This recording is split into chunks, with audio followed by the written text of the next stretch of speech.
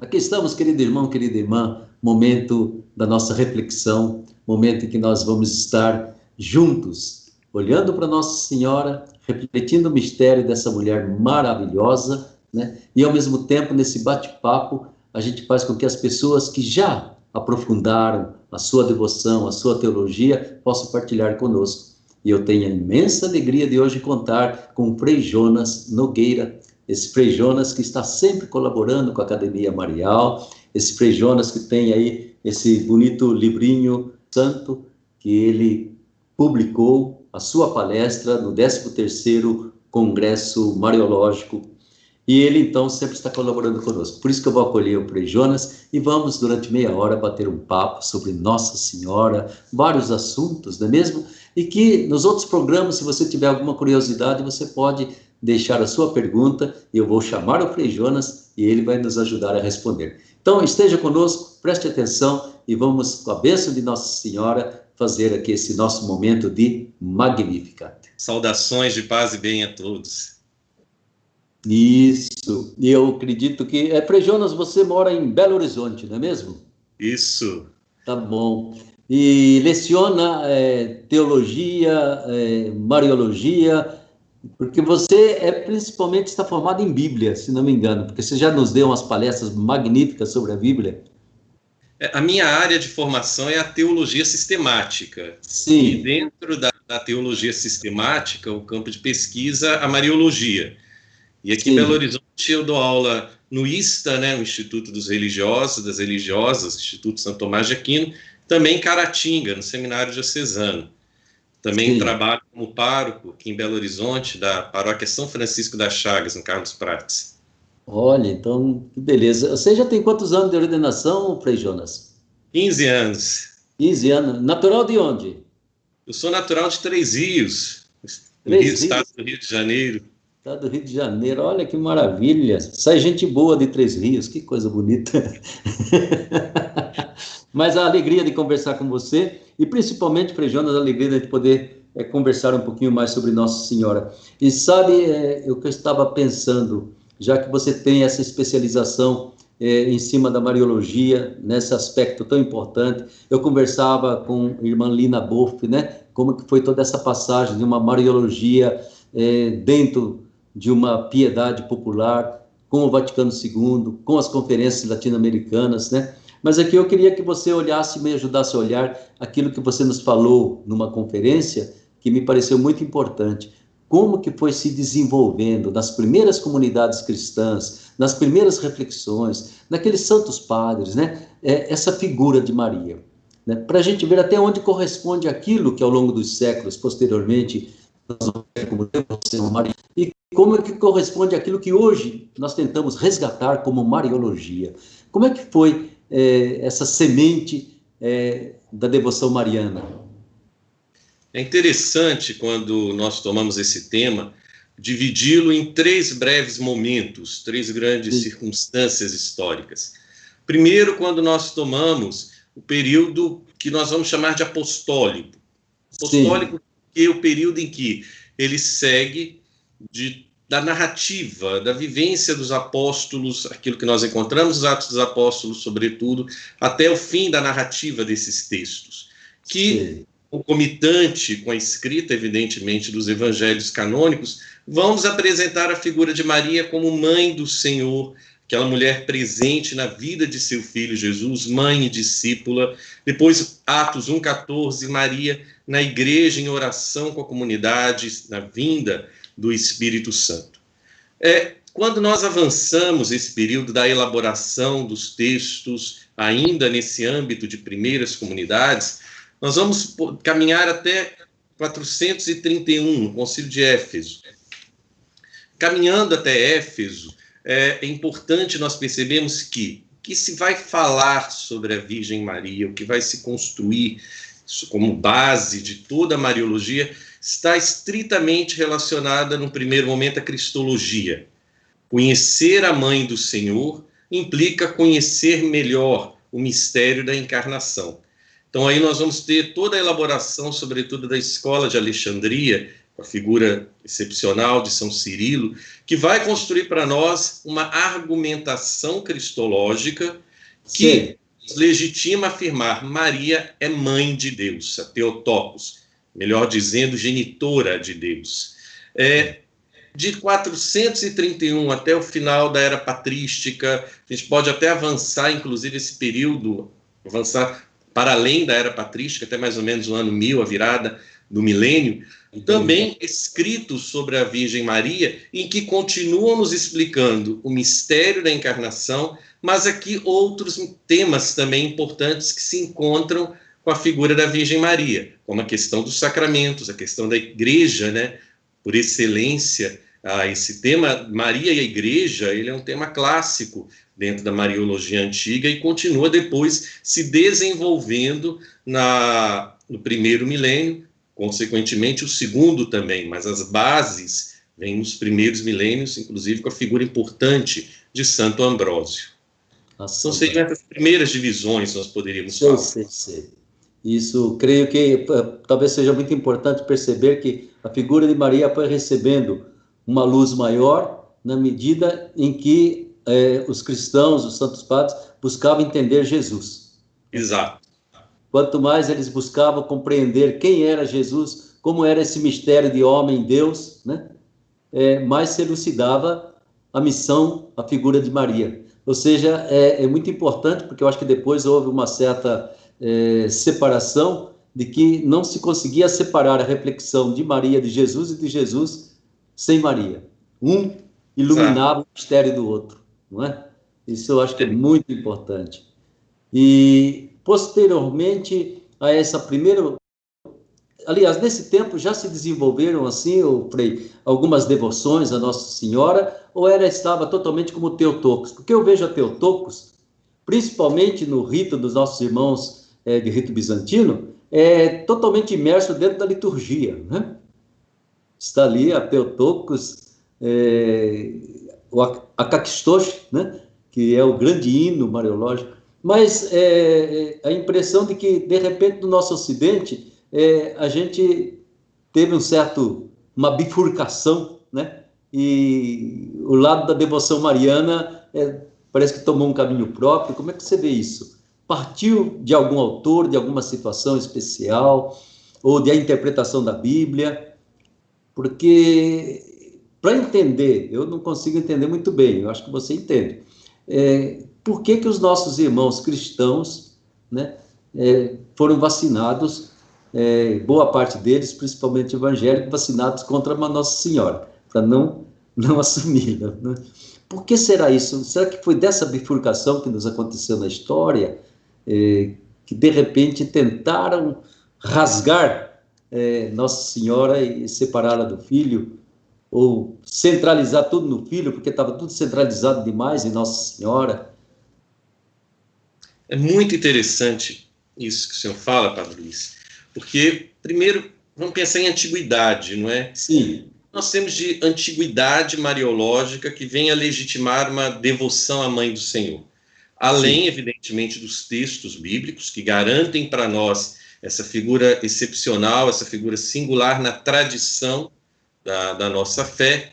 Mas logo em seguida nós temos alguns elementos de devoção na antiguidade que são muito marcantes. Por exemplo, nas catacumbas de Priscila, mais ou menos no ano 150, nós já temos representações piedosas da Virgem Maria nessas catacumbas.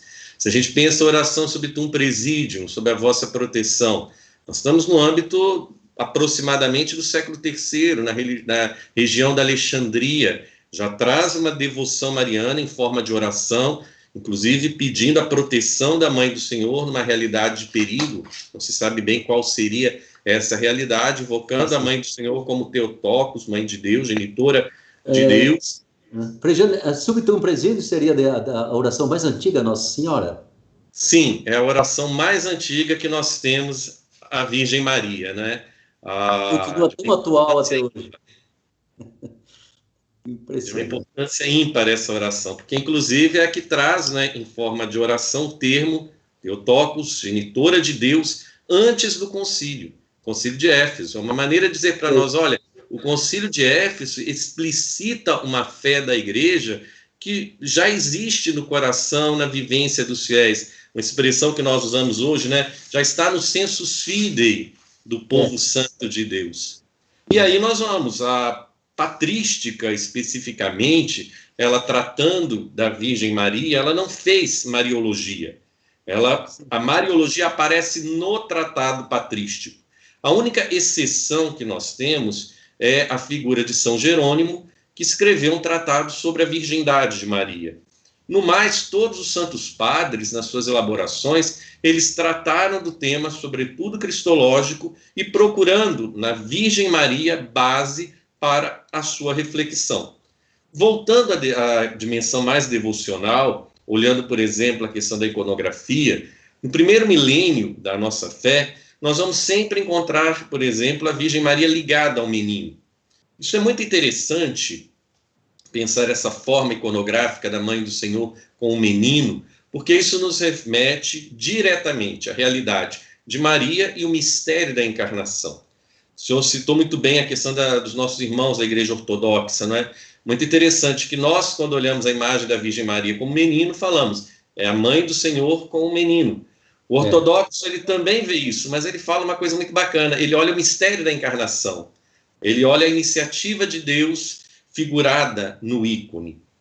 A questão da devoção, que a coisa começa, né, a realidade começa a mudar, é quando nós avançamos para o segundo milênio e a imagem da Virgem Maria, vamos entre aspas quase, né, ela perde o menino. Então nós começamos a representar a Mãe do Senhor sem o menino, e aí sim nós começamos a ver uma evolução da devoção mariana, como o senhor muito bem acenou, um pouco no perigo de dissociar a Mãe do Senhor com o Senhor. E aí sim nós temos realidades devocionais que preocupam, porque em tudo nas Escrituras Maria Santíssima aponta para seu Filho Jesus. Na Igreja Antiga também, o mistério da Virgem Maria está a serviço de um mistério maior, que é de Jesus Cristo no poder do Espírito Santo.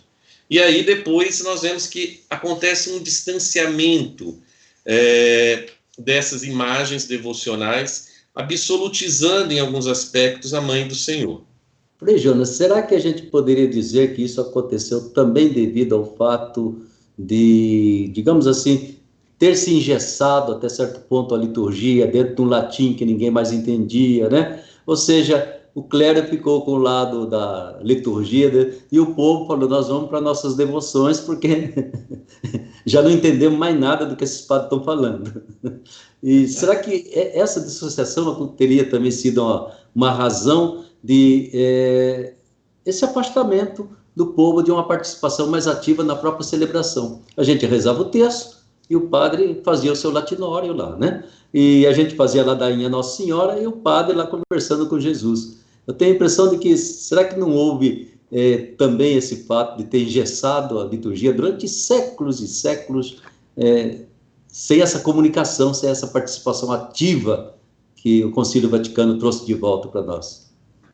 Com certeza, porque uma vez que a comunidade dos fiéis tinha dificuldade de compreender a liturgia, e depois, ainda mais para frente, nós tivemos o problema do jansenismo, né, e outras expressões complicadas na história da Igreja.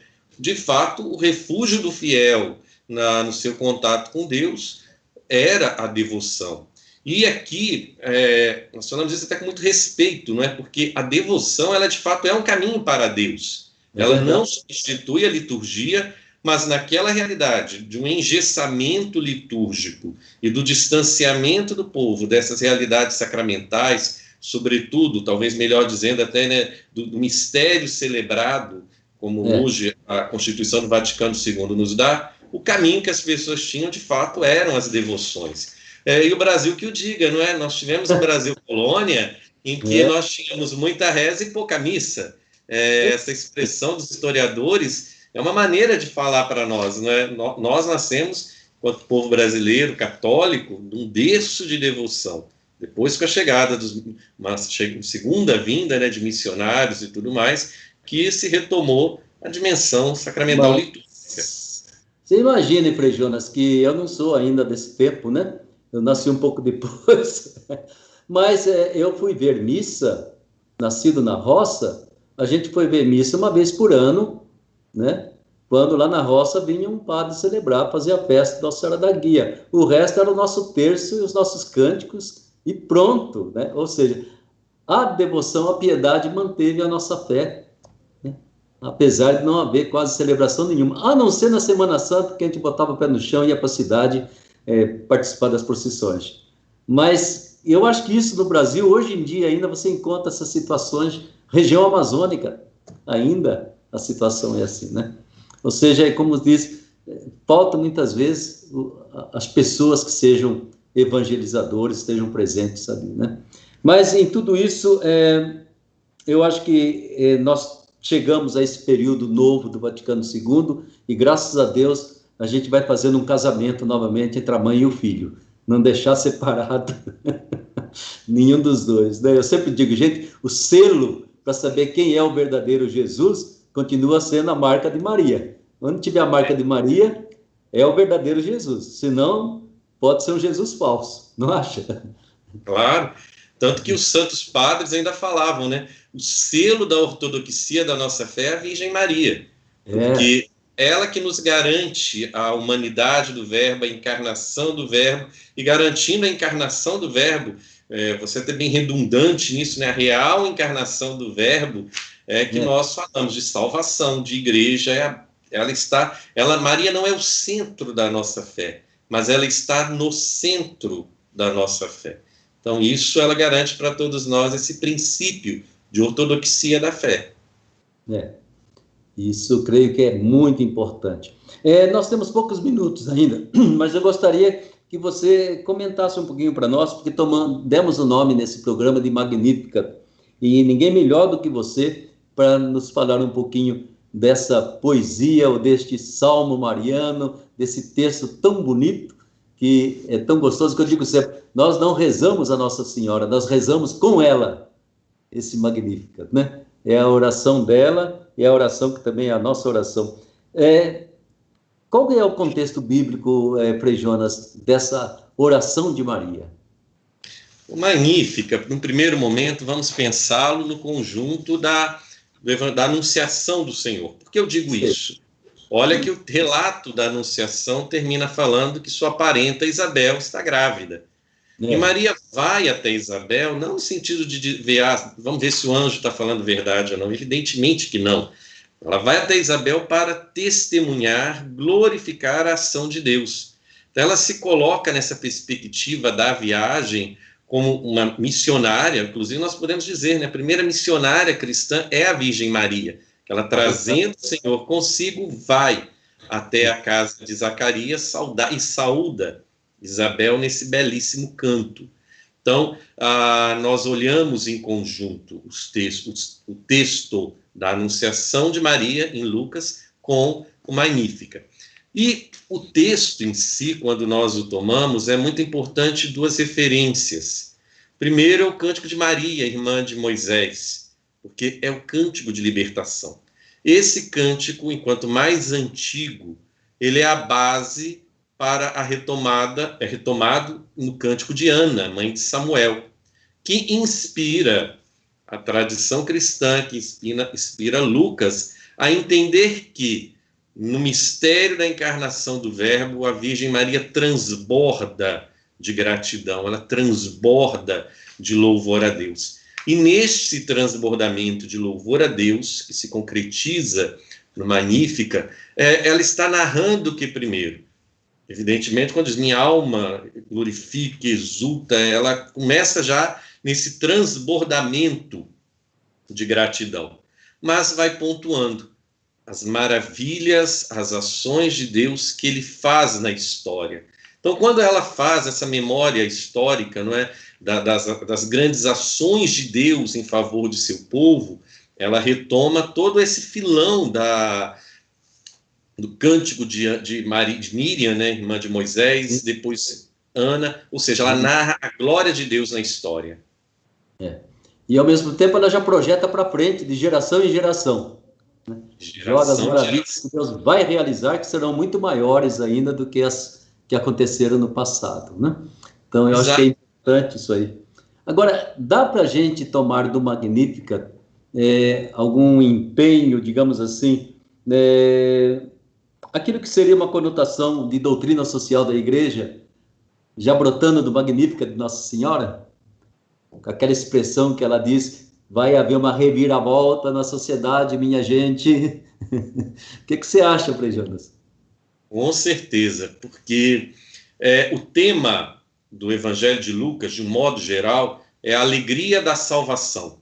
O Senhor nos visitou. Então, essa salvação dada pelo Deus de Israel na pessoa de Jesus, no poder do Espírito Santo, é um motivo de alegria messiânica. Sim. Nessa alegria messiânica, enquanto um grande tema de Lucas, existe algo que caminha, que perpassa todo o Evangelho e aparece no Magnífica, que é justamente aquilo que nós chamamos de inversão social de Lucas. Derrubou do trono dos poderosos e exaltou os humildes.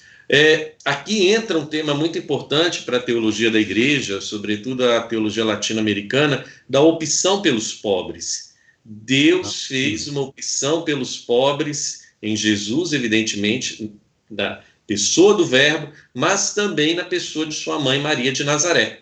E isso nós encontramos, a alegria da salvação que acontece com os pobres, como um sinal de libertação, como um sinal de justiça, como um sinal de respeito àqueles que são considerados dentro da história como que invisíveis.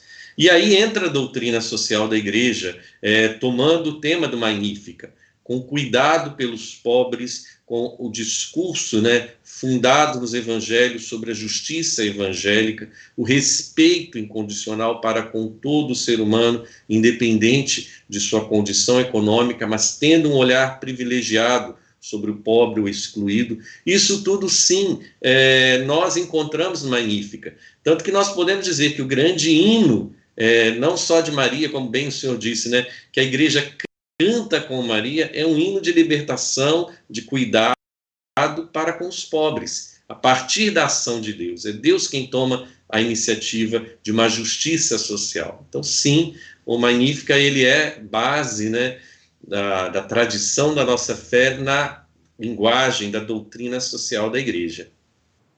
Isso, eu creio que é muito importante, para a gente perceber, e aqui quase que eu jogaria mais uma questão para a gente papear, já estamos nos últimos minutos, passa tão depressa, mas, por exemplo, quando o Senhor nos traz tudo aquilo que é uma reflexão, uma base bíblica, para a vida, a missão de Nossa Senhora, quando nós vemos a evolução que isso passa através dos séculos, e aquilo que os santos padres deixaram muito claro para nós, cristologia, mariologia, estão dentro de uma só realidade da misericórdia e da bondade de Deus. Quando o Vaticano II, eu diria assim, pegou Nossa Senhora e trouxe de novo para dentro da igreja. Nossa Senhora é um capítulo da igreja, ela não pode ser uma capelinha à parte, ela tem que estar bem dentro da igreja.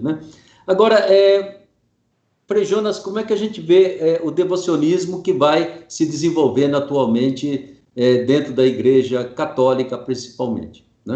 Veja que o Santuário Nacional aqui, se você souber a saudade que esse povo tem de vir novamente Aparecida, e não pode, não é possível, Mas é alguma coisa assim que toca no coração da gente, eu me comovo sempre com tudo isso, Como que seria uma devoção sólida a Nossa Senhora? A gente tem autores bonitos, São Luís Grignion de Montfort, muita gente resgatando o livro dele, Santo Afonso Maria de Ligório, E até onde a gente ainda pode beber dessas fontes, até onde a gente precisa ter um coador para poder filtrar tudo isso e ter uma devoção sólida a Nossa Senhora. O melhor documento da igreja, junto com o capítulo 8º da Lumen Gentium, é a Marialis Cultus de Paulo VI. Certamente. A Marialis Cultus, ela coloca como um critério para a piedade mariana, para a devoção, aquilo que o senhor fala do filtro, eu diria cunho. A devoção mariana, ela deve ter um cunho bíblico, litúrgico e ecumênico.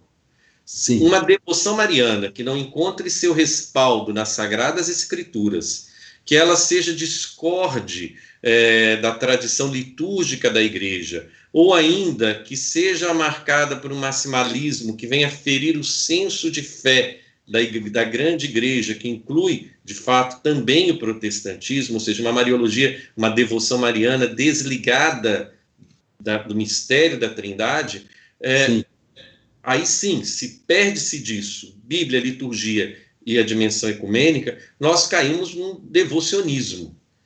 E quando o senhor fala, né, desses grandes nomes importantíssimos da história da devoção, São Luís, Grignion de Montfort, por exemplo, e outros nomes, o grande perigo dessas expressões, primeiro seria o anacronismo.